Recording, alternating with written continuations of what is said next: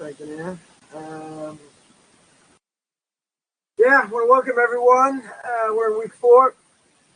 We are in week 4. We're going to speak about interpreting Torah, which a lot of people have an issue with. When it comes to oral law. And oral law, I may say, some people it's almost a 4-letter word because, Messianics, Christians, they don't want us to have interpretation. Book of Deuteronomy, chapter 17, right? Or chapter 10, I think, says that you have to listen to what the rabbis say. If you don't listen to what the rabbis say, you're liable for a death penalty. So whatever they say, can't go against the Torah. That's true. I do want to make one clarification. The last week that I sort of went a little ballistic, and about this idea, how does someone become a Noahide? But I just wanted to clarify that we said and we made clear that it's a good thing to make an affirmation for a Noahide, to say I accept upon the 7 commandments, etc. And because God said so, right? So it's a good thing to do. Now, it maybe even a good thing to do in front of a witness. But everyone agrees by a ger tosha, by a non-Jew resides in the land of Israel. Everybody agrees that he has to go in front of a rabbinical court. Yeah, there's nothing talking about. The Rambam says it. Others say it. There's no disagreement, right? Even though someone misquoted the Rambam, but the Rambam says clear. It's only by a ger tosha. It's only by a non-Jew who lives in the land of Israel, not by a Noahide. It's by a non-Jew who lives in the land of Israel. Now, I made the statement, which I'll stand by, and that is there's no obligation, no halakhic obligation to go in front of a rabbinical court. There's a clear Noahide law. Now, if they want to do that, there's nothing wrong with it. They're allowed to do it, right? But there are some that would say, yeah, they should do it, right? But halachically speaking, there's no obligation. If you come to the land of Israel with that certificate and you show it to the chief rabbinate, that's beautiful. They'll shake your hands. They'll pat you on the back. There's no idea to do it here. If a person wants to, I'm not going to say they can't. 100% they're allowed to do it. I want to make sure people understand. That's why I said, it's not worth the piece of paper it's written on. And people got offended. I understand why people may have got offended. I want to make clear there's no halachic ramifications. None. If a non-Jew wants to do it, I made the statement again, that says a non-Jew's not going to do something that's not in their, it's not in their interest. They're not beneficial. Right? By the laws of Kashrus, Leviticus chapter 11. A non-Jew can eat all kinds of creepy, crawly things. By eating all kinds of creepy, crawly things, it doesn't affect them in a negative way like it does by Jews. Right? It doesn't affect them. So one of the commentaries says, you know what? It doesn't affect them. Why would a non-Jew do it? Doesn't make sense. They can eat creepy, crawly things. Forget about the bats and mu'in. They can eat all kinds of things. Does it affect them? No. You see, they don't get sick from it in general. By a Jew, it affects their soul. Doesn't affect a non-Jew. Right? So the commentary says so. Why would a non-Jew want to keep kosher? It doesn't make too much sense. Because it doesn't benefit them. Oh, you got these super Noahides. Got to quote the Rambam. And they got to quote the Rambam. What the Rambam say. And in this, what they do, they get credit. We're going to see. We're going to go through that. But the piece of paper looks nice. Put it on your wall. Right? Use it as a plaque.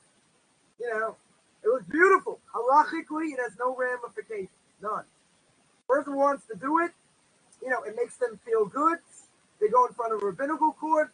The rabbinical court acknowledges them. They have a connection with Jews, with rabbis. That's worth something. I'm not going to say that's not worth something. That's worth something.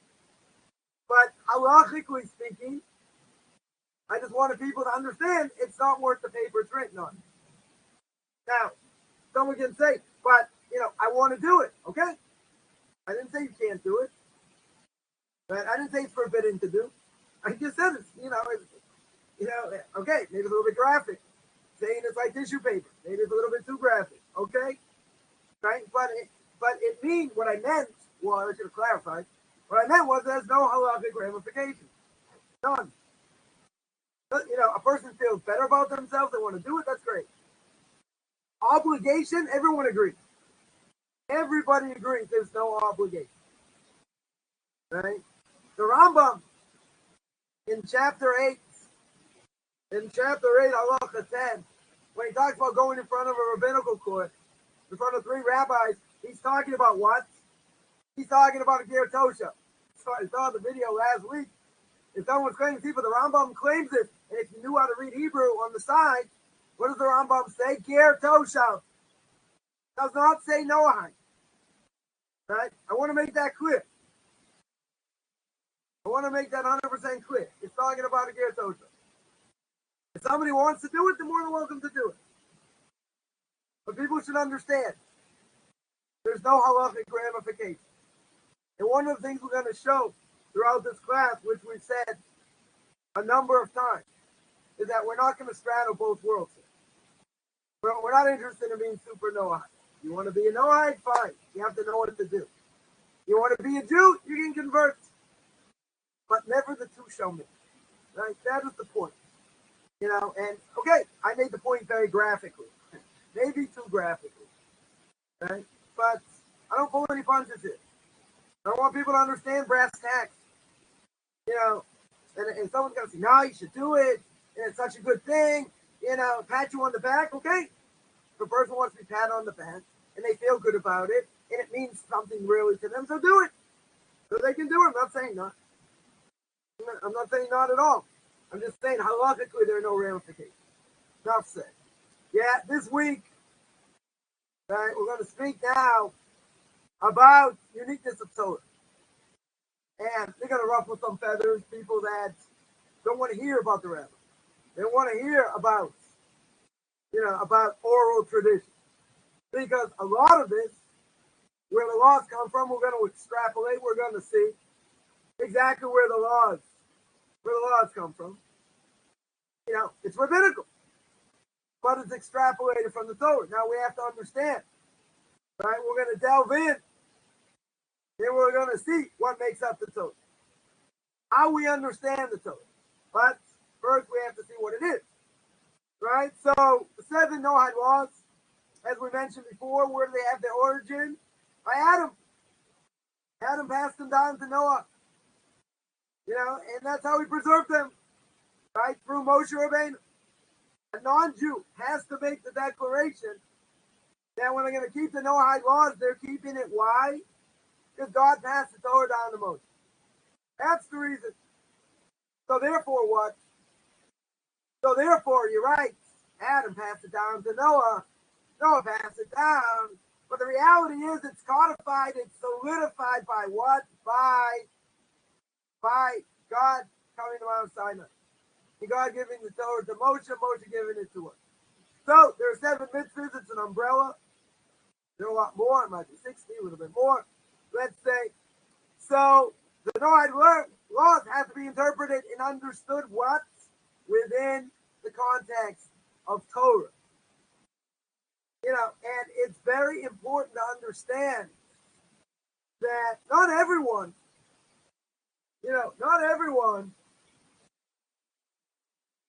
knows how to interpret Torah. They may be orthodox, doesn't mean they always say the right thing. Unfortunately, there's a lot of frauds out there. We spoke about it before. A lot of frauds in the Noahide movement as well. We're not going to go there now. Right, but they have to be interpreted and understood within the context of Torah. We're not just making up. I had a troll, a lot of them saying, show me where the Noahide laws are in the Torah. I said, okay, right, they're not really, not really in the Torah, they're extrapolated from the Torah. They're not explicit. We're going to see where they're derived from. But this person didn't hold the oral law. We'll see how oral law works. But if you don't hold by oral law, then we don't understand anything in Torah.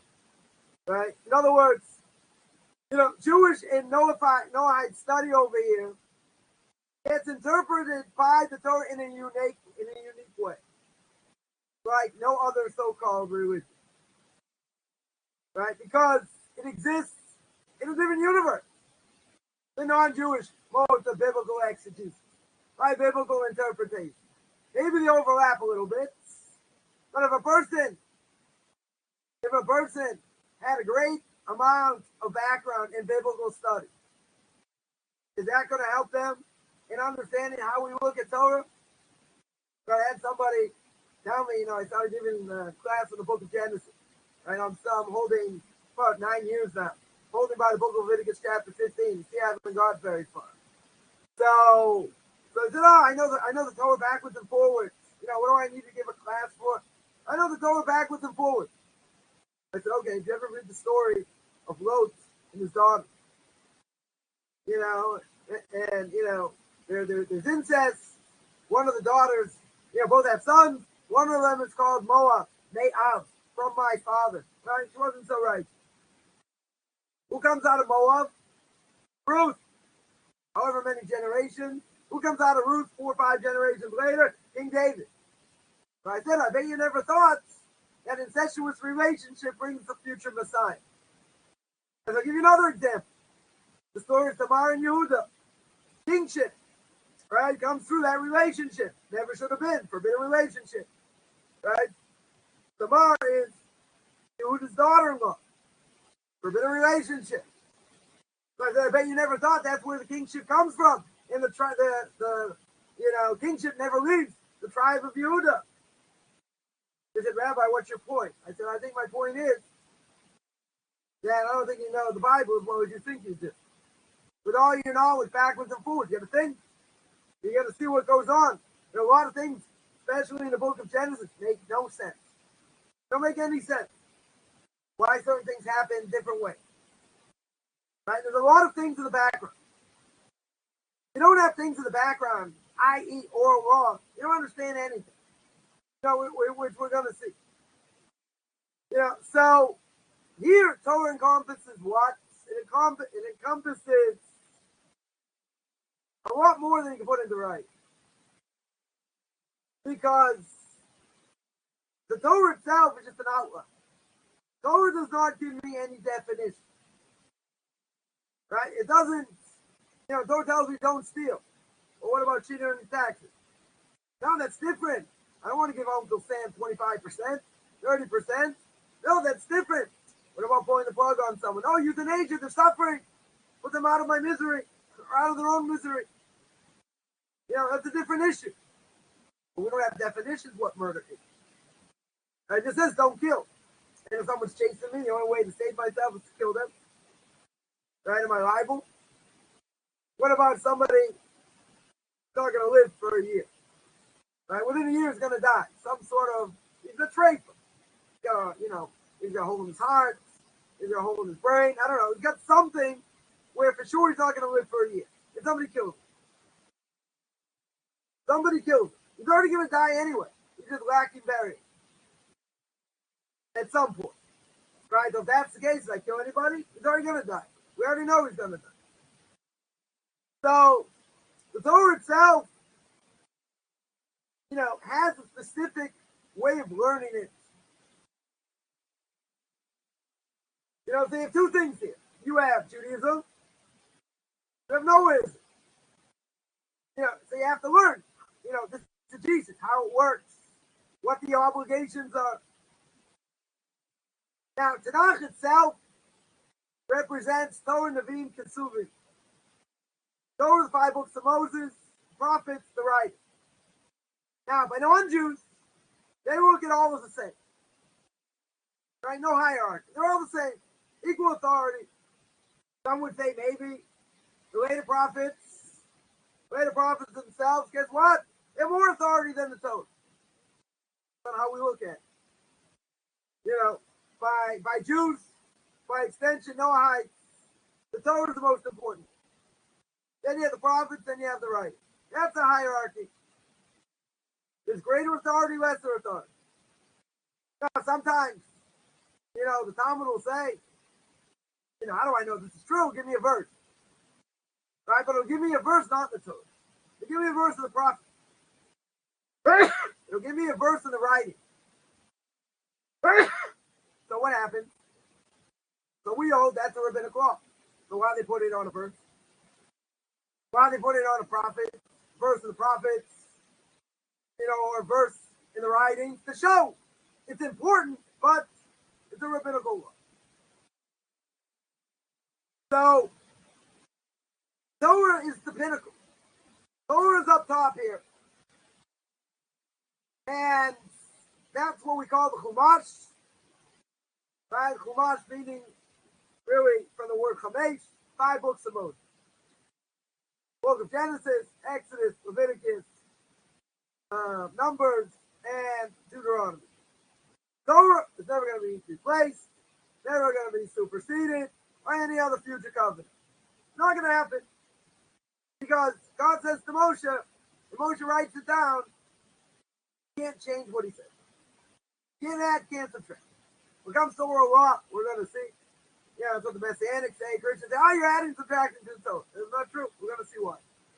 We're going to see why. So we're going to see now, how does this work? So if the Torah itself, the ultimate revelation of God, revelation of God's will. So everything's clear in the Torah, more or less. So what's the question? The question is, what do we need for later prophecy? We shouldn't need later prophecy. Prophecy, when God came to a prophet, he gave him a message. He gave him a message to give to the Jewish people. Normally, when they strayed from proper conduct or allegiance to Torah, he hammered them. Right? You read the book of Jeremiah, it's all about foreboding destruction of the temple. All about foreboding destruction. And the Jewish people didn't think that the temple in Jerusalem is going to get destroyed. It's still standing. 100% is still standing. Right? But it's hammering them. Prophets hammer the Jewish people. Now, for practical interpretation of the prophets and writings, they're not there to alter or amend Torah. They're not there to contradict Torah. They have to be understood. There are certain prophets that are not easy to understand. And sometimes maybe they look like they're contradicting Torah. The person has to have requisite knowledge, and that's why, it's so ironic. You get Christians, you get Messianic, whatever, Freemasons, where, they're claiming that angels have free will, and they're bringing out the most difficult verses to interpret. How in the world are they going to interpret according to their knowledge without having a working commentary? They can't. It's going to make no sense. No sense at all. So one episode on Tanakh, I had a Freemason dogging me. So he gave me like a whole bunch of quotes in Tanakh. I'm not going to claim to be the world expert in Tanakh over here. So I looked up a bunch of the sources. Very easy. 99% of the sources that he gave me were in context. Mostly in context. There were things that were metaphors. You gotta know what they're talking about. But it's just funny because, I heard their interpretation. And I look at what the words say. Then I look at a little bit of what the commentaries say. I mean, far off is not even a word. I would have to be drunk, stoned, and smashed, who knows what, in order to come up with an explanation like that. Way off kilter. And this means this, and it's a hint, and but that's not what it means. Even if you go to Jeremiah chapter 30, right? The new covenant. How can there be a new covenant? According to logic, internal logic, how can there be a new covenant? Moshe Rabbeinu said you can't add and subtract to the Torah.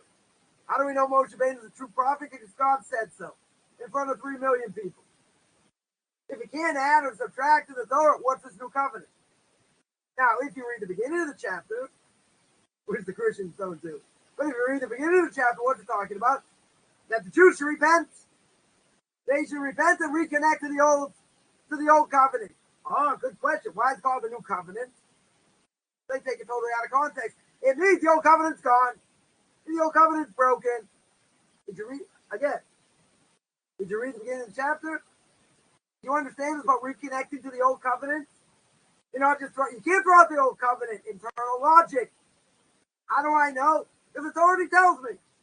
God says to Moshe Rabbeinu, you cannot add or subtract the Torah. Finished. Moshe Rabbeinu's a scribe. 100% he's a scribe.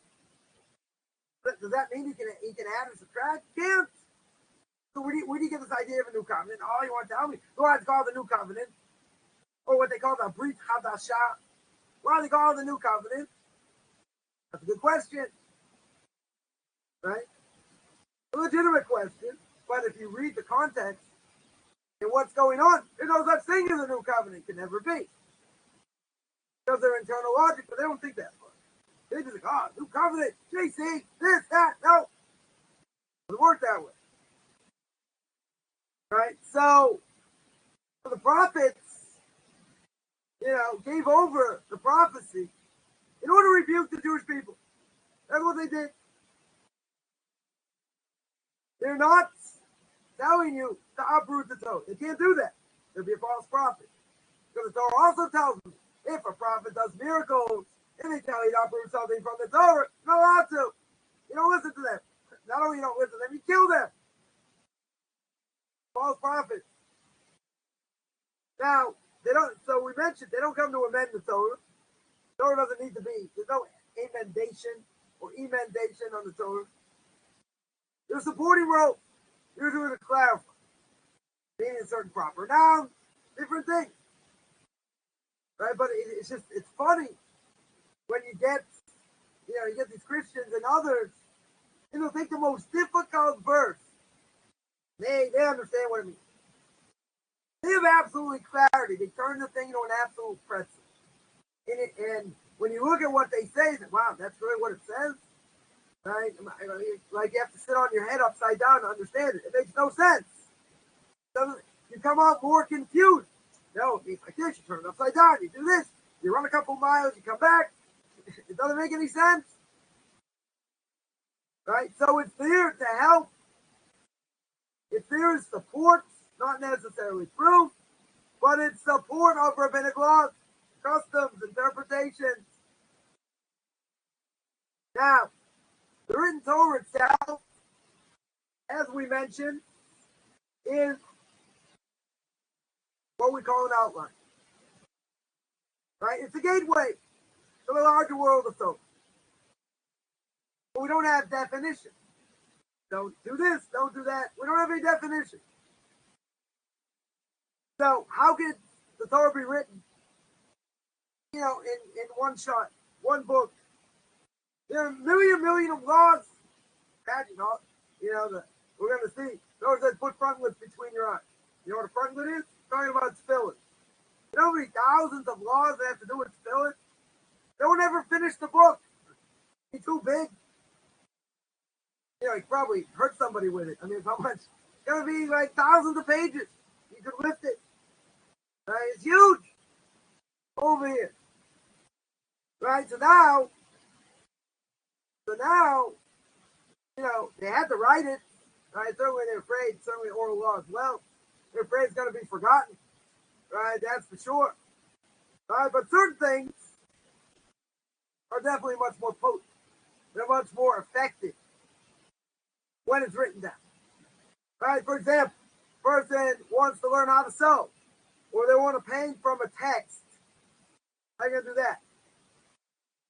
But imagine reading a book about saving someone, about learning how to swim.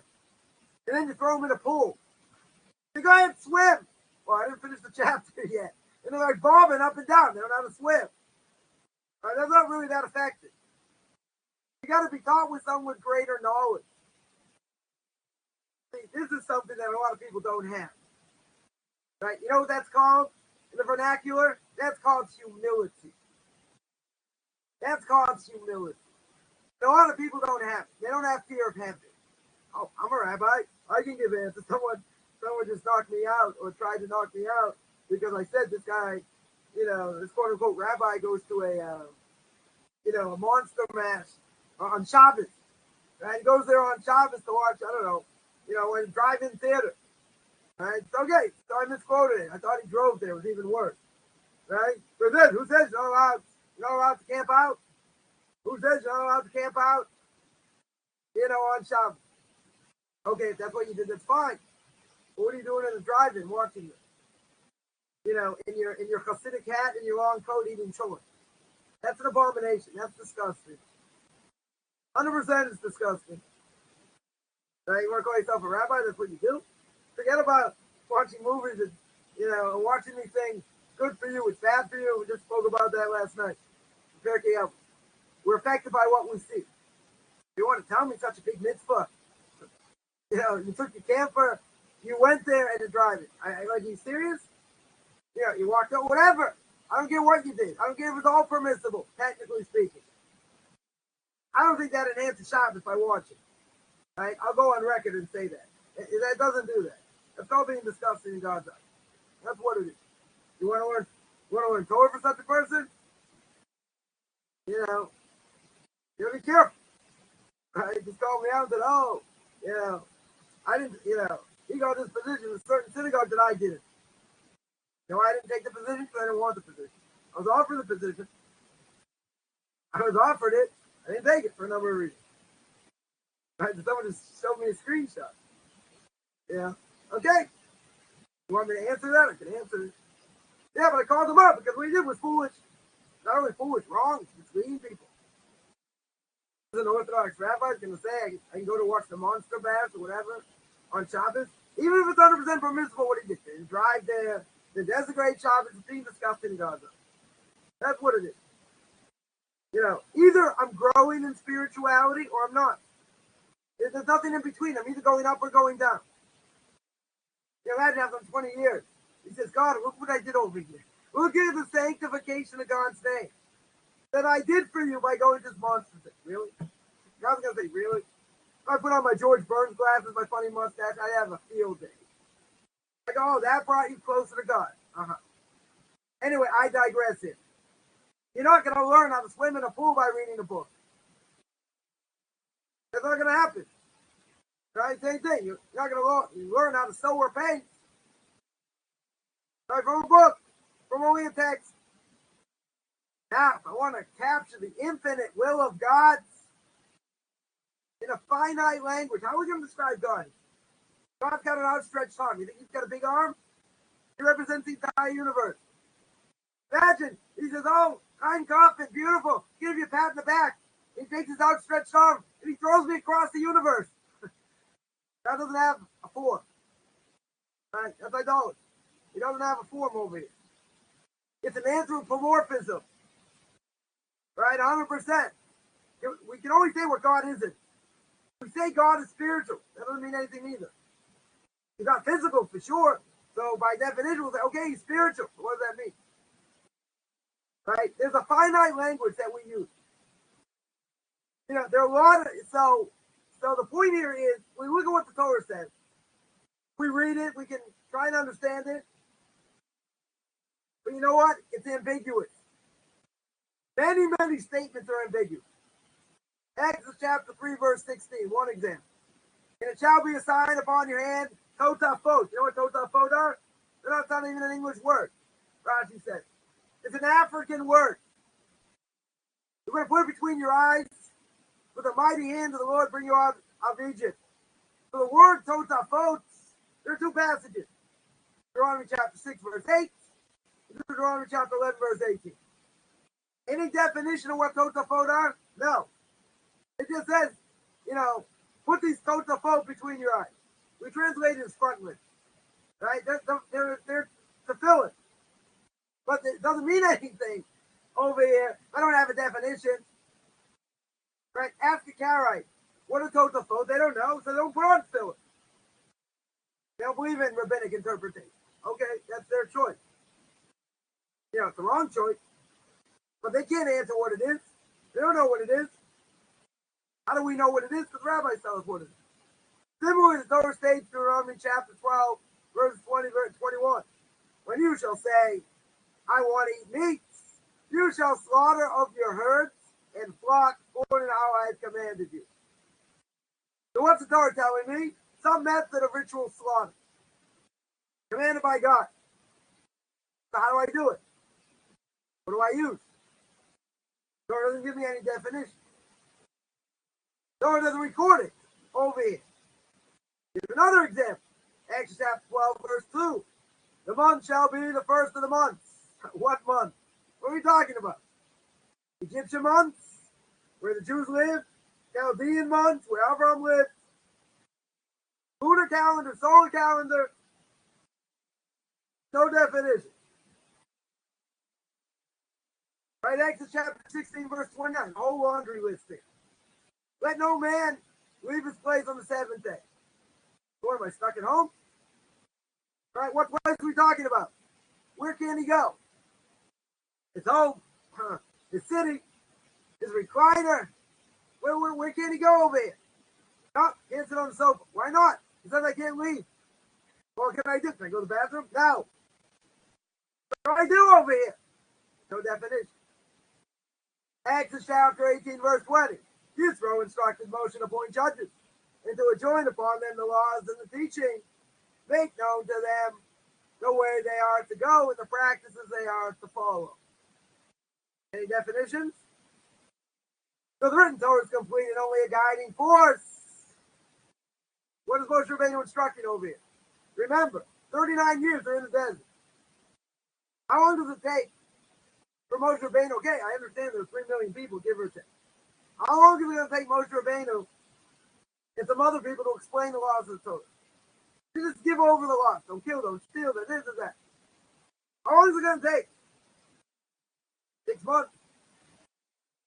With review. A year. 2 years. I'll be generous. Let's say it takes 5 years. 5 years. If that's the case, what did Moshe Rabbeinu teach the rest of 35 years? 34 years. Right? What is he teaching over here? Also, it says, make known to them in the way they are to go. So, obviously, there's some role over here for judges to play. What role is that? I don't know. But the Torah tells me as well, as it says in the book of Psalms, right, chapter 19, verse 8, so God is perfect, restoring the soul. That's beautiful. That's beautiful, no definition. How can it be perfect if there's so many ambiguities? So it can't be the Torah itself is by itself. There had to be a running commentary. Without a running commentary, we don't understand anything.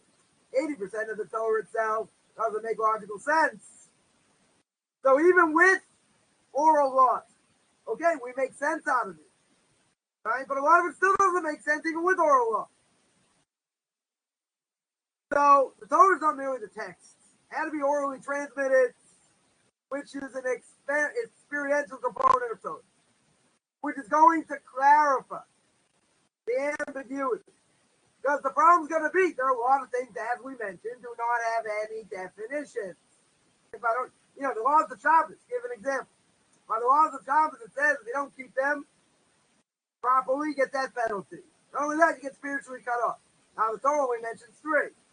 No mention says you're not allowed to carry. The Torah says you're not allowed to cook. And the Torah says, what's the third one? You're not allowed to carry, you're not allowed to cook, you're not allowed to light a fire. You're not allowed to kindle a fire. Also, in those 3 categories, even though there are 39 altogether, no definition. What does it mean to light a fire? People say electricity is not fire. Right? So maybe it's not. Maybe it comes underneath a different category. People say, the rabbis are adding to the Torah. I tell people I got a great idea. You don't think it does anything. You flick a switch over here, it doesn't do anything. I got an idea. I got a grand idea. I want you to take the plastic. Off. Off your lights, off your socket. Right? Now, when you take the plastic off, I want you to take a screwdriver and hit the live one. Now, someone's going to say, no, I'm not going to do that. Why aren't you going to do that? Because if I stick a screwdriver in a light socket, I'm going to get electrocuted. You just told me it doesn't do anything. Click it on, I click it off. It doesn't do, no, that's not what I meant. I meant it's not work. What does anything do with work? I could take my sofa, if I wanted to on Shabbos, I can move it back and forth all day, all night. I do it, I did a lot of work. I didn't transgress anything. Except for one thing. Coffman's 615th commandment. Don't be a moron. That's what I transgressed. But does it come underneath any of the categories? No. But could I understand? You know, your light socket goes off or whatever. It's going to make a fire? Certainly could. You know, that might not be the category. Right? But it's not like it doesn't do anything. Oh, the rabbis are adding to the Torah. You know, the Torah doesn't give me a definition of fire. But they certainly didn't know. You know, certainly the rabbis didn't know. At their time, there's going to be a thing called electricity. What about microwaves? That's the same thing. Does electric do the same thing on the stove as gas? Well, if you put your face to it, you'll burn it. It seems to do the same thing. We need definition. Right? We definitely need definitions over here. The Torah itself says, it alludes to this. Leviticus chapter 24. 26 verse 46. These are the statutes, the ordinances, and the Torahs. Plural. It's a plural of Torah. The Torah is the Torah, right? Plural. That God is given. If the Torah is the ultimate, and it's the only expression, otherwise say Torahs. Wouldn't say Torahs over here. Wouldn't make sense to say Torahs over here. You should have said Torah. You said this is the Torah God has given. But what does the reverse refer to? First, much more. You know, multiple facets of Torah. Now we get into Torah She-Baal Peh, what we call oral law. Now, why do we have oral law in general? Because we're gonna understand things that couldn't be fully captured in writing. It's gonna define unusual and rare terminology the Torah uses. But we're gonna have a way of interpreting. It's a way of interpretation. So what does it give us? First of all, it's going to guide the application of Torah, new situations, new scenarios, like we mentioned. You know, it says don't kill. What about euthanasia? What about someone who's a traitor? Something like that. Or what about abortion? You know, if the fetus is going to cause death, potentially death to the mother, is that murder? It's going to give us, open our eyes to new situations, new scenarios. First thing. It's going to give a standard and guidelines to evaluate legitimacy of interpretation. Don't say, my interpretation is just as valid. Okay, if you're within Torah. If you're within the facet of Torah, it is. If you're not. Right? You can't just say what you want, do what you want. That's not what Torah is. You know, there are 70 facets of Torah here. Or 70 faces. Different ways of interpretation. You know, but there's a hierarchy here. You know, I can't just say what I want when I want. I have to have a base. Third thing is it provides a way or a means to reconstruct any details of correct observance. That let's say it might have been forgotten. It would have been blurred. How can you say this? I didn't know this means this. I get a question from over here. I get a question from another place. How do I know it's true? Oh, so now we're going to get definitions. Right? You know, certainly the Jews are being, you know, thrown all over the place. We don't remember what people say. Did he really say this? Maybe he said that. Right? We're not really sure. But it had to be transmitted. Now, in order to validate interpretation of written and oral law, right? Well, how do we learn it out? We learn it out. There's an idea of what we call Masorah. Right? Masorah, or tradition, right, as we might translate here, we'll see, is the greatest proof of authenticity of any concept. Right? How it's passed down. Right? Any concept, practice, interpretation. So Masorah, I would translate as let's say, is tradition. But anyone wants to translate as transmission. Okay? How it's transmitted from one to another. The giving over essentially of information. So there's an unbroken chain. Oh, isn't it a big game of telephone? Anyone's ever played a game of telephone, right? You say something to one person, then they say it to another person. By the time they say it to the 10th person, it sounds totally different. Right? It's an unbroken chain of transmission. Right? We'll see why. It's not a game of telephone yet. But the unbroken chain.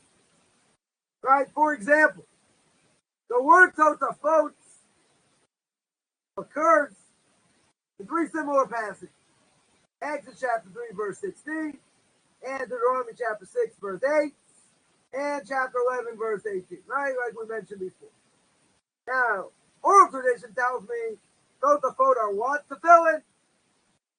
phylactery, whatever you want to call them. The black boxes contain scriptural parchments, which are worn by Jewish men during morning prayer. You don't wear them on Shabbos, you don't wear them on festivals. But it also tells us the detail of their writing, how they're manufactured, basically how you make them. The boxes must be perfectly square, for example. You know, the boxes, the straps have to be black. How do we know? How do we know that's the case? So we know it because of the correctness of oral tradition. So this transmission is going to tell us it's correct because there's never been a time in the history of man when the Torah was given over when the film were made in any other way. In other words, go back in time. Go back in time. And they found the film way back when, and they're the same as they are today. They're exactly the same. Now, there are hundreds, thousands of laws when it comes to tefillin, in general. Now, if that's the case, boy, we got lucky. Thousands of years later, we do the same thing. Now, it's not by luck. It's an unbroken chain. That's the whole point. It's an unbroken chain. You know, another example, you know, it's kosher slaughter. Torah tells me there's certainly a method of correct slaughter. We saw above, right, Deuteronomy chapter 12, verse 20, 21. But Torah doesn't tell me how. No method. Comes along oral law. Unbelievable detail. Anatomical, technical requirements. And how do we know? How do we know it to be true? We know it to be true based on oral law. That there's never been a time since Sinai, the giving of the Torah, Mount Sinai, when kosher slaughter was done any other way. We have evidence. A lot of evidence. So the evidence shows it's all been done the same way.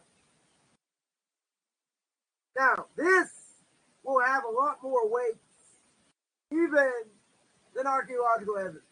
Why? How does archaeology work? You reconstruct forgotten things based on how much evidence? Not much. Right? You know, the whole thing with dinosaurs is interesting enough. You know, they think the dinosaurs are, you know, so big or whatever based on a few bones that they found. Right? They all say, you know, similar thing and reconstructed, blah, blah, blah. But it's only a minute amount of evidence. So transmission over here, or the source we're going to call it, it's transmitted generation to generation without ever being forgotten. Because there were multiple chains. Multiple chains remembered multiple things. Right? They remember whatever they need to remember and pass it down. I don't know the question why we had to write it down. But if there's a break in the source, in this chain of transmission, that can have a practical effect on observers because things could be lost. One example is Facets. What's Facets? Facets is a blue thread that an Orthodox Jew, a man or child, whatever, will wear on tzitzit. Right? But that's been lost. You know, the last 2,000 years, the last 40 years or so, you know, let's say people think they found, you know, they found the Facets. So it's an interesting thing because they're going to claim they found it. They're going to say, you know, it's no big deal. If you wear it and it's the wrong thing, I still fulfill my obligation wearing tzitzit. If it's the right thing, then I get the mitzvah of also wearing techeles. Says Moy Rebbe, Arava go to Moshe, this should be well. And he says you never do anything if you don't have a clear-cut tradition. That tradition's been lost. Totally been lost. Now, some will say, no, we have it and all that. But not, you know, others disagree. And certainly not everyone wears the case. Right? The majority of Orthodox Jews today do not wear it. There may be more people wearing it today, okay. You know, but they're not going to be the majority. Right? I certainly don't believe they're going to be the majority. And in either case, we don't do something without proper tradition. Tradition been broken. So another example, let's say, you know, knowing which cities in Israel were walled in ancient times. So that's pretty significant to a number of laws.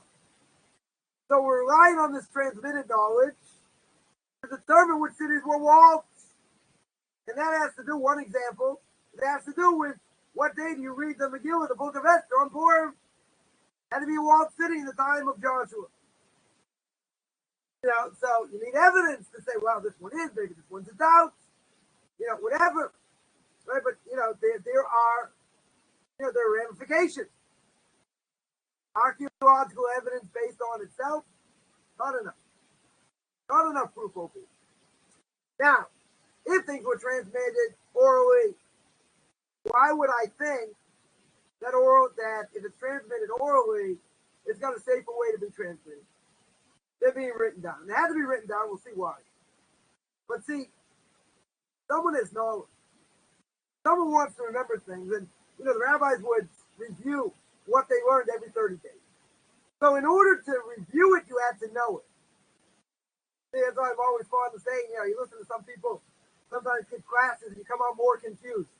That means the person giving over the class doesn't know what they're talking about, or they don't have clarity. Right? And if you don't have clarity, you can't give over material in anything. Doesn't matter what it is. Right? If you come out more confused than when you went in, the person doesn't know what they're doing, or we can't explain it very well. So people had to review, and the more they reviewed, the more they had it in their hand. Right? The more they understood. Right? So the more you're going to review, the more you're going to have it in your hand. So you're not going to forget. But you had to constantly review. But there were these thousands of chains that were reviewing different things. So really, the oral law never should have been written. Never should have been written. It was always supposed to be given over oral. So, but it unified the people in a single location. It was maintained by a central authority. What was that? The Jewish Supreme Court, the Sanhedrin. But there was a major problem. The major problem was called the Romans. Right? They wanted to uproot the Sanhedrin's authority. The Romans persecuted everybody. And the rabbi said, if we don't write it down, it's going to get lost. And it would have been lost. Had it not been written down. So they began to write down as much as they could.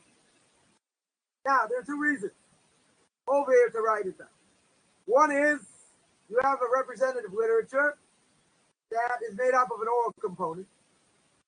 And now you write it down. Right? That makes it efficient to study.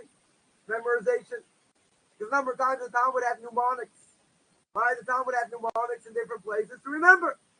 They'd remember it. Second thing is it creates a statement of oral law by way of study. And that's going to preserve the correct method of Torah study and interpretation. Right? In other words, you're going to have it in front of you. Right? You're going to teach it. You're going to give it over. As we said before, if you don't know what you're doing, you can't give it over. Right? So, you listen to somebody, if what they say sounds a little bit cheeky, or I would say better, as the English would say, a little bit dodgy, then yeah, there's a problem. There's a problem that they don't know what they're talking about. So, that's the way you study. You teach it, you preserve it. It has a connection to you. It's part of you. Right? So that has more power by doing it orally. Now, what was the final product over here? Final product was Mishnah. The Mishnah was sealed by Rabbi Yehuda Anasi, Rabbi Judah the Prince, about 220 CE, the Common Era. About 600 chapters, divided into 6 orders, each one into smaller divisions, right, called Facets, or what we call tractates. Each tractate divided into chapters, right? We're getting smaller. Each chapter in a smaller division, called Mishnah, right? These different teachings. That was the authoritative representative statement of oral law. So there are other, there's other material as well, right? Yeah, you have a Tosefta, you have a Brisa, right? Brisa is a teaching not included. They didn't make it into the Mishnah either. They didn't fit the standard composition, right? Or compactness, or maybe there wasn't any value in it. Let's say it doesn't add to anything. And the Tosefta is a collection of supplementary material to the Mishnah. Right? I mean, they do have authority. We're not saying they don't have authority. It's just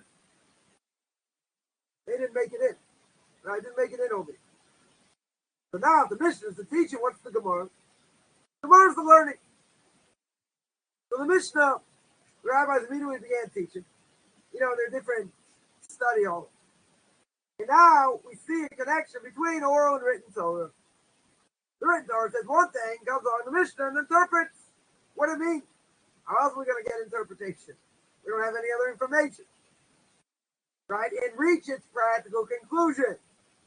Right? So studies in the Mishnah, commentaries on the Mishnah, asking questions on the Mishnah. That's called Gemorah. Right? The word Gemorah literally means to learn. So now, the Gemorah was written down alongside the Mishnah, put together. And what is that called in the vernacular? It's called the Talmud. That's what it is. Completed by the 5th century, 6th century, it's put together. Now, the Talmud is a two-part work. You got Mishnah, which is a representative statement of the oral Torah. And the Gemorah is all the studies on the Mishnah. Who said what? They didn't disagree. You said something there, you didn't say it there. Whatever it is. So after the diaspora, they were sent out of Israel. 2 centers of Torah study were in Babylonia, which stays modern-day Iraq. To much lesser degree, Israel. Even though you might say, wow, Israel more important, it's much harder to learn. Much, much harder to learn. We'll see. And each of these centers produced their own editions of the Talmud. The Talmud, probably what we call the Babylonian Talmud, are all the studies produced over the borders of Israel and Bavel, right, modern-day Iraq. Greatest of the Jewish scholars were exiled to Bavel. Now, that's more authoritative, more reliable than the Yerushalmi Talmud, the Talmud that was done in Israel. So when people say the Talmud, what's the reference? It's called the Talmud Bavli. Right? Unless you say specifically Talmud Yerushalmi. You say the Jerusalem Talmud or you say the Babylonian Talmud. But when a person just says in general Talmud, that's what it means. It's Babylonian Talmud. Comes on Talmud Yerushalmi. The Jerusalem Talmud collection produced by a few scholars remained in Israel after the exile. Greater scholars were in Babylonia. And they had all kinds of hardship. They worked under very difficult conditions. And it's inferior. Very much inferior.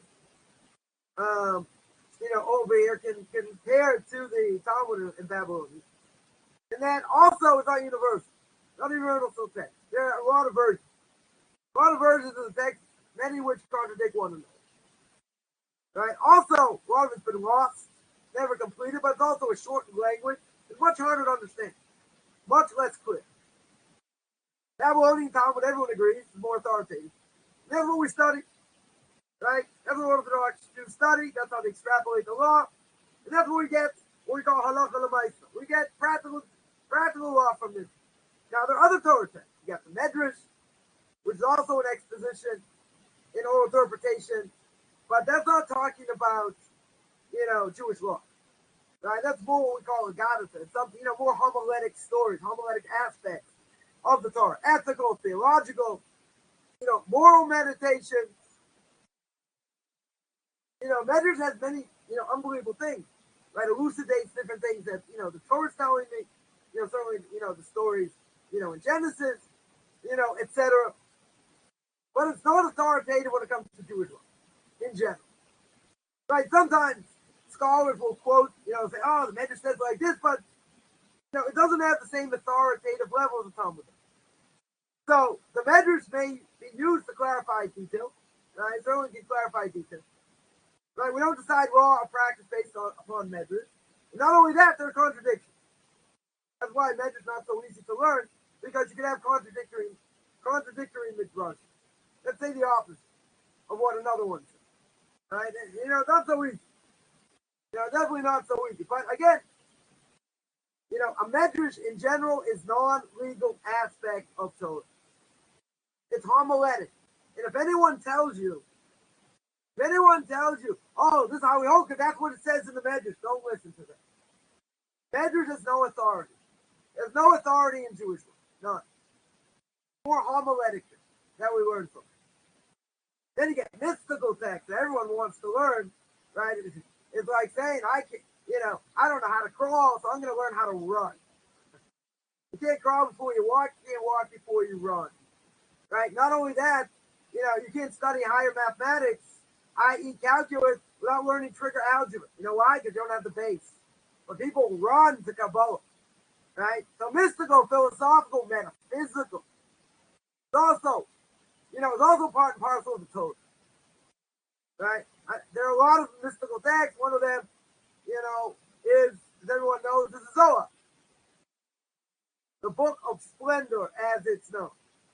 made up of Midrashim from the school Rabbi Shimon Bar Yochai. They said in the last days of life, right? What he compiled, he gave out to the world. And it's a cornerstone of all mystical study of the Torah, called Kabbalah. Now, also, it can influence to a certain degree practical observance of Jewish law, right? However, the vast majority, Torah scholars know when to apply it, when not. One example: Friday nights, when a Jew makes hamotzi over two challah rolls, loaves, whatever, right? You cut the bottom challah first. Usually, the other meals you cut a little bit of the top challah, then you make the blessing. So why do you cut the bottom challah just Friday night? It's kabbalah. That's brought down according to Jewish law. It's kabbalah. There are certain things we may do according to kabbalah. Again, the vast majority of Jewish law we keep, and nothing to do with kabbalah. Nothing to do with kabbalah. Right? Only the greatest experts in Torah are able to discern when and how, to use it. And there are a lot of people who really don't learn kabbalah anyway. But you have to be steeped in Torah mitzvah. Had somebody tell me, and I hammered them on this point last week. Someone asked me a question in kabbalah, and I didn't, I'm not really going to answer it. And it's like, I see this not an advanced forum for questions. So I said, now you want to tell me more than I do about kabbalah? Okay, right? You probably can't read Hebrew. You probably, have not gone through one tractate of Talmud in your life. You need to be at least 40. Maybe this person is 40, right? But I said, you learn calculus without algebra? No. I made a number of good points. The person agreed. But at the end, he said, well, I've gone through the basics already for a while, and I'm more advanced. To that which I would answer, that doesn't matter. That totally doesn't matter. But you're really advanced. So you know the laws of prayer in and out. You know the laws of Shabbos, blessing, other things. You know them inside and out. No, you told me you know the basics. If you know the basics, you want to go learn the Kabbalah? That's like taking a ladder and say, okay, I'm going to jump to the, how many rungs are there in the ladder? There are 20. I'm going to jump up to 15 first. Good luck. Ain't going to get there. But I'm very advanced. If I tell people they can study it, no one's going to learn it. If you say, it's so forbidden, no one should touch it, everyone's going to run to learn. Right? It's a difficult text. It's been translated, into English. But it should be studied just like Talmud, and this is off limits for non-Jews, so we'll see why. See why later. But it has to be studied on the guy, the one who's an expert in it. You have to be a God-fearing person. You can't just, I'm going to come out and I'm going to learn it. Come on. You have to have a little bit of humility, which nobody has. It's all about ego. What do I need you for? Come on. What do I need you for? Right. You don't need me. So go learn it yourself. You're going to read it in English. Go learn it yourself. Not so easy. Gave a class last year, in Derek Hashem, all steeped in Kabbalah. Right, but got to learn with somebody. I didn't go to the Kabbalistic part. I explained it in ways where, people understood. It's very deep. But it answered up a lot of questions. But reading it, you don't get the same thing out of it. I'm not saying you don't get anything out of it, but it's something that intricate. Something like Talmud, I'm going to read it in English. Right? Like I mentioned, like these, these priests, these parrots, they could repeat it verbatim. That was beautiful, but they didn't understand anything. They could just repeat the words. You ask them a question, a deep question, what are they arguing about? What about if I said like this? Or I said like they couldn't answer you. Right? They can only tell you what it said in English. Very good. Doesn't mean they understood it. Totally didn't understand it. Right, so now, the last thing here, which is also pretty crucial, is about listening to rabbinic authority, which a lot of people have an issue with. So there are numerous places in the Torah itself, Exodus chapter 18, verse 20, Deuteronomy 16, verse 18, right, Deuteronomy chapter 17, verse 8 to 13, which I quoted before, while listening to the rabbis, right, they have been given the authority, i.e. the Gaonim, the Levites, they've been given authority to interpret to safeguard the laws of the Torah. They're not adding to the Torah. Let's make clear. 100% they're not adding to the Torah. They are safeguarding the Torah. So now, when it comes to Jewish law, it's also part of Torah. And what does Jewish law do? It preserves the Masorah, right? It preserves transmission over here and filling gaps when they occur. Now, not all rabbis are capable of deciding matters of Jewish law. Some not only don't know what they're doing, but they're doing the wrong thing, totally the wrong thing. Right? Saying black is white and white is black. I'm not going to get graphic, but, if you got it, you got it. And there are those people known as posting. A postek is someone who's a decider, right? Or a postek in general, in singular, posting in plural. Gaonim, rabbinic court judges. They have to be fluent in the hierarchies of Torah authority, rules of derivation, interpretation, mastery of the material. They have to know the material inside out. They have to have sufficient scholarship how to make a decision in one area, how it's going to affect, all kinds of other things, right, of the whole system. You have to understand the boundaries of the Torah, evaluate decisions. See, it's funny, someone makes a video. This non-Jew makes a video, talking about Jewish law, butchers every Hebrew word, right, dead giveaway, probably doesn't know what he's talking about. He makes a statement, according to Jewish law, says, all women, married or not, within Judaism have to cover their hair. Now that's a false statement. Right? You have to understand why go to Jewish law says that. But why do I say it's a false statement? Because we don't hold that way. How do I know we don't hold that way? Because I've lived in Jewish communities over the last 30 years. I never saw a single girl ever cover her hair. Maybe in Yemen, that might be the case. Make sure, she looks like she's married so she won't get raped or something like that. But otherwise, I've never seen any single women in any community, whether it's a unorthodox community, religious Zionist community, ultra-Orthodox community, Hasidic community. I've never seen a single girl cover her hair. So it's pretty clear this person never lived in the community. That's pretty clear. But I could also read what it said, that's fine, but he didn't understand the case. So I hammered this person also because I want people to understand why waste your time making videos if you can't even read Hebrew. You can't even read Hebrew right. If you read Hebrew right, why would I trust what you're going to say in other things? But if you're going to make a statement, you're going to make a statement in Jewish law and know what you're talking about.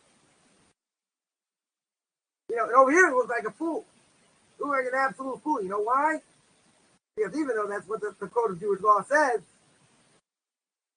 right, but practically speaking, that's not how we hold. So the structure of rabbinic authority in exile is meritocracy. Greater or more accomplished a scholar, right, the greater the authority that he holds. Right? You can't overrule and accept a decision from authority in an earlier era. That you can't do. That you can't do. I heard a quote-unquote rabbi, non-Orthodox rabbi once say, I'm doing something now that the Vilna Gaon more than 250 years ago was afraid to do. Vilna Gaon, if you would have lived in any generation, would have been one of the Torah giants. You want to tell me 250 years later, you got the goal to say, I can do something the Vilna Gaon didn't? It's called ego. Couldn't tell. So you can't overrule someone in a previous generation unless you have a scholar in that generation that says the same thing. Because the further we get away from Mount Sinai, the more diluted it is. The less we know. Now, the last thing here is that since the destruction of the temple, the Jewish people have been dispersed all over. So now there's a call to unify, preserve Torah in exile. Right? How are we supposed to hold what we're supposed to do? So about the 7th century to the 11th century, Jewish communities began to spread in the Middle East, Spain, Africa, France, Germany. These people were called the Gaonim, the leaders of the remaining academies of Torah study in the Middle East. They answered questions, compiled guidelines on prayer, holiday observances, all kinds of things. So now, Jewish community went out of the Middle East, right? Shifted. So where were the main scholars? Spain, Germany, France. So these commentators are called the Rishonim, early commentators. Right? The Koviim sought to collect and systemize all scholarship. Right? Produced in the diaspora. To produce a unified Torah observance, i.e. Jewish law. So what's it all based on today? What's Jewish law practice today? What's it based on? The most important work is the Shulchan Aruch, compiled by Rabbi Yosef Karo, right, in the 15th century, or really 16th century. And he collected, studied, compiled, systematized every known piece of Torah thought produced since the exile. And he put it all together in what we call the Shulchan Aruch, literally the set table. Complete statement of Jewish practice in exile. Now, this is a massive, massive work. Talks about everything: laws, damages, marriage, Shabbos, prayer, the whole gamut of Jewish law. Right? And Torah scholars were working over for 1,000 years. It is the basis of all Jewish practice. Where did he get all his basis from? The Rambam. Right? A lot of what Rabbi Yosef Karo says based on the Rambam, based on Maimonides. Now, it was accepted worldwide, all over the rabbinic world. Got a universal foundation. And then, through that, you add later commentary. Right? Called the Acharonim. Right? The later commentary. To go through this code of Jewish law and explain.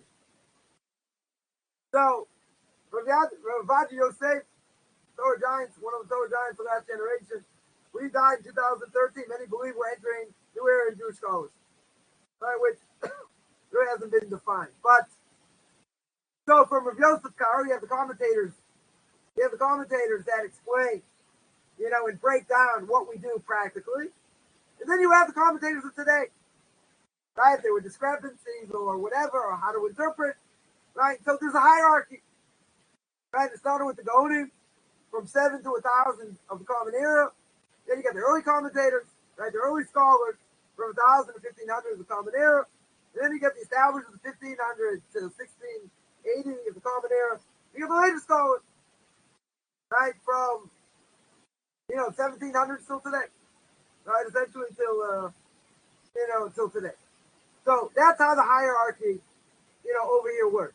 But again, when it comes to oral law, people say, "I don't listen to the rabbi." Well, they pick and choose. Why do they pick and choose?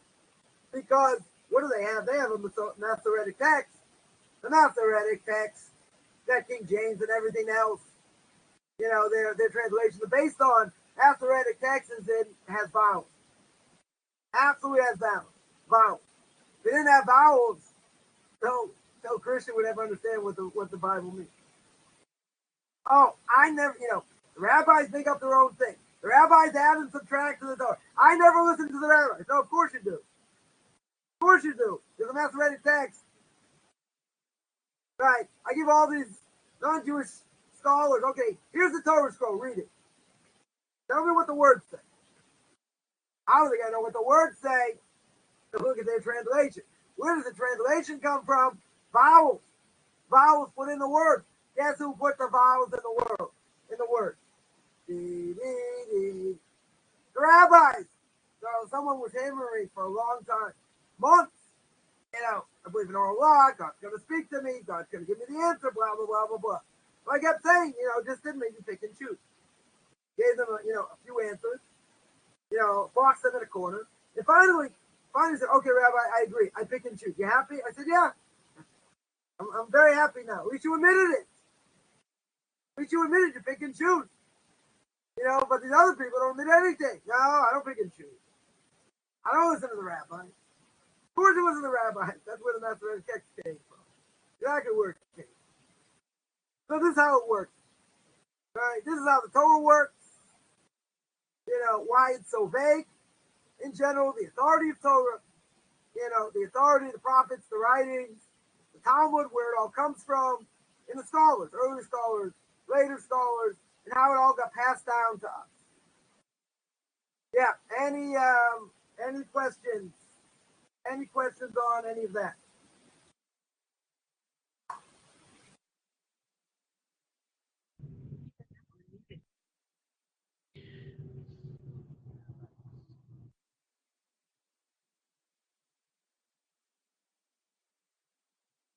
Or anyone have any general questions? Rabbi, can you hear me? Go ahead. Sorry, I was having trouble typing and it's not quite working.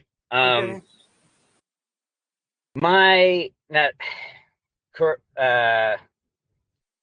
question has to do with rabbinic authority on the Noahide laws. So I think that it's even, that from the lesson you just gave, I think it's pretty foolish not to not go with rabbinic authority on a lot of on all of this stuff. But when it comes to, because I was reading, I can't remember exactly where it was, but there was a ruling, and you can correct me if I'm wrong, on us Noahides violating eating flesh torn from a living animal. Right, And which I'm sure is very common today. Right. Yeah, so go ahead. So the basic, from the overview of what I understood, was that, if the animal is once it's dead, and then so let's just say before the animal was dead, there was meat taken from it, but then the animal died. The meat that was taken from it was alive, is now what was supposedly now safe to eat because it's actually dead. But the animal's dead and you cut meat from it, that's fine. The animal, let's say, is still the word in English is still like shaking or whatever. It's not dead, right? It's in its death throes, let's say. If you cut off part of the animal to eat it, that would be forbidden. That would, but yeah. If the animal's dead, I don't have an issue. Yeah, so that's kind of my point. If I know it's probably an awful example, but let's just say that there was something that, like you said earlier, that was technically okay, but the Talmud goes further, and a sage says, "Hey, we're just going to go ahead and say that, this is not okay." It depends. It depends if according to Jewish law, even if the sage says, I disagree, but he's overruled, right? If he gets overruled by the rabbis, it doesn't really matter what he says, right? In other words, we may take into account certain aspects of the law, depending what, maybe to fulfill everyone's obligation. But in the end, he could be rejected outright. And if he's rejected outright, then what he said doesn't really matter. It's just, they put in the Talmud for different reasons, right? But his whole thing would be totally rejected, and we don't hold by it, even if it's such opinion. Right? Even if it's such an opinion. What I mentioned earlier, by this, there's some early commentators that will say, a Noahide should make a declaration in front of a rabbinical court. Right? But again, the vast majority say no.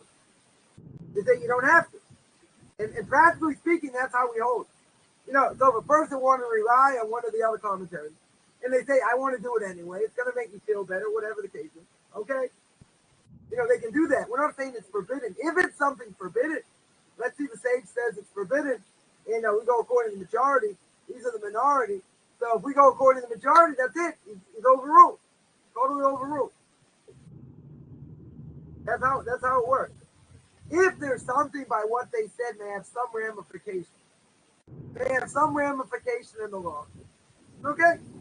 Then we may say, okay, we want to be stringent even according to this. Okay. That might be the case, but it doesn't have to be. You could reject it outright, but you have to know when that applies and when it doesn't apply. If we're worried about what the person said, right, and we're going to have this stringent opinion in order that we want to fulfill that obligation also, very good. But if we don't have to, and everyone holds according to this opinion, there's another opinion holds otherwise, it's rejected. That's it. But you have to know on a case-by-case basis how that works. Okay. All right. Well, I appreciate that. Thank you. No problem. Somebody asked by Psalm 1, right? Is that a guide for learning Torah? I don't know. Let's see. Let's see what Psalm 1 here talks about, in general, Not going in the ways of evil people. Right? But he wants Torah, he wants God, he wants the Torah, meditates day and night. Not so the wicked. Wicked shall not be vindicated in judgment. For Hashem tends the way of the right. Okay, so the question is, does that guy know how to learning Torah? Not necessarily. You know, he's saying that there's a desire in Torah Hashem and there's Torah. Who's got an obligation to learn Torah, Jew or non-Jew? Jew. Right? A non-Jew, they want to learn Torah, they can. They don't have an obligation. Right? They don't have an obligation to sit and learn all day like we do. You know, unless the person's working and then they have free time or whatever the case is. Right? So, you know, that'd be applied to a Jew, not a non-Jew. Right? That's what I would say. You know, it doesn't mean that a non-Jew can't learn when he wants to learn. I always tell people, like, he's been busy for the next 250 years. You know, by Noahide. When he wants to learn. Right? But this would apply to a Jew. They wants to learn all day. You know, he wants to be close to God and all that. Non-Jew also, but it's not the same. Right? That's what I would say. It's not the same. It's not, you know, comparable. Because a non-Jew only has to learn his own mission. What applies to him? Everything else he might learn might be extra. But what only applies to him? If it only applies to him, he doesn't have the same obligation. Totally doesn't have the same obligation. Right? That's what I would say. Any other questions?